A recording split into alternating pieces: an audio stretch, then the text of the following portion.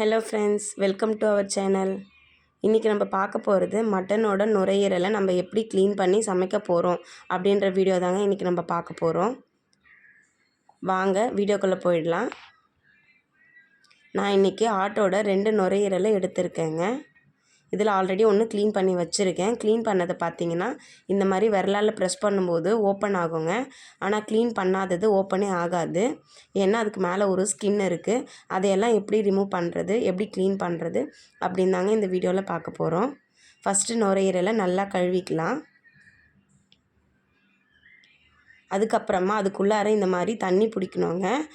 தண்ணி அதுக்குள்ளே பிடிக்கும்போது அது நல்லா பெருசாக உப்பி வரும். அதை நம்ம கமுத்தி போட்டு இந்த மாதிரி ப்ரெஸ் பண்ணி விடணும். நம்ம அழுத்த அதுக்குள்ளே இருக்க அழுக்கு எல்லாமே வெளியில் வந்துடுங்க. ஃபஸ்ட்டு நுரையீரல் பார்த்திங்கன்னா குட்டியாக தான் இருந்துச்சு.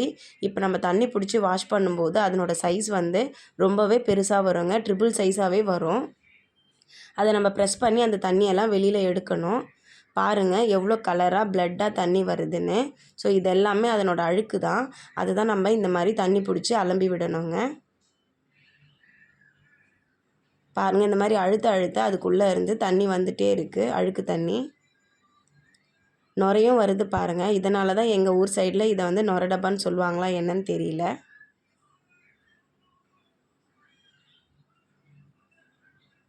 இது மாதிரி நம்ம எத்தனை தடவை வேணாலும் தண்ணி பிடிச்சி வாஷ் பண்ணிகிட்டே இருக்கணுங்க. ஃபுல்லாக வாஷ் பண்ண பிறகு ஒரு 5-6 தடவை வாஷ் பண்ணிக்கோங்க. ஃபுல்லாக வாஷ் பண்ண பிறகு அது எவ்வளோ பெருசு இருக்குதுன்னு பாருங்கள். இப்போ அந்த ஸ்கின்னை இந்த மாதிரி நம்ம நகத்தாலேயே சுரண்டி எடுத்தோம்னா அது வந்துடும். இந்த மாதிரி எடுத்துக்கலாங்க. இந்த ஸ்கின்னோடு சமைச்சோன்னா அதை மென்று சாப்பிட ரொம்பவே கஷ்டமாக இருக்கும். குழந்தைங்க சாப்பிடும்போது சட்டுன்னு ஜீரணமாகாது. அதனால தான் இந்த ஸ்கின்னை ஃபுல்லாக ரிமூவ் பண்ணிடணும். எல்லா சைட்லேயுமே ஸ்கின் இருக்கோங்க. திருப்பி நம்ம ஃபுல்லாக ஸ்கின்னையும் இந்த மாதிரி நகத்தாலேயே நம்ம சுரண்டி பிச்சு எடுத்துடலாம்.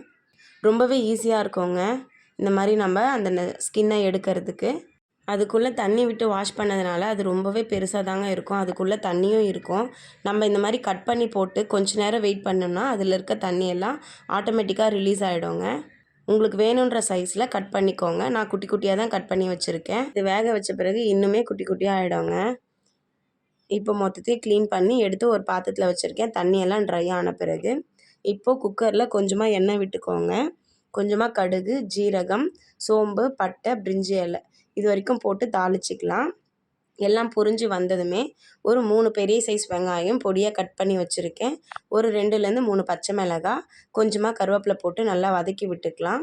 1 ஸ்பூன் இஞ்சி பூண்டு பேஸ்ட்டு சேர்த்து நல்லா ப்ரௌன் கலர் வர வரைக்கும் நல்லா வதக்கி விட்டுக்கோங்க. நல்லா வதங்கிடுச்சு. இப்போ ஒரு 2 மீடியம் சைஸ் தக்காளி பொடியாக கட் பண்ணி வச்சுருக்கேன். அதையும் சேர்த்து நல்லா வதக்கிக்கிறேங்க. கொஞ்ச நேரம் மூடி போட்டு வதக்கிக்கலாம்.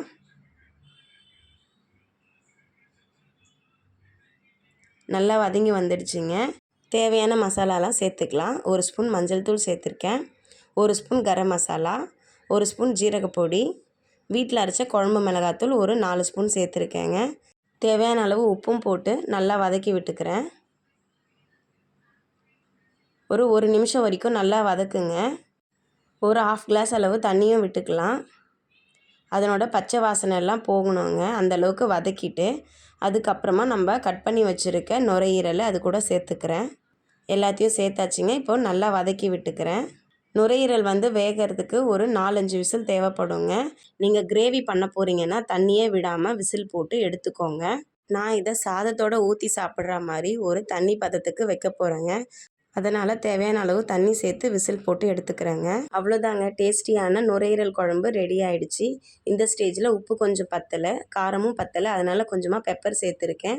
அதுக்கப்புறம் ஃபைனலாக ஒரு கைப்பிடி அளவு கொத்தமல்லி தழைகளை சேர்த்து இறக்கிட்டா நுரையீரல் குழம்பு சூப்பராக டேஸ்டியாக ரெடி ஆகிடுச்சுங்க. கண்டிப்பாக இந்த ரெசிபியை நீங்களும் உங்கள் வீட்டில் ட்ரை பண்ணி பாருங்கள்.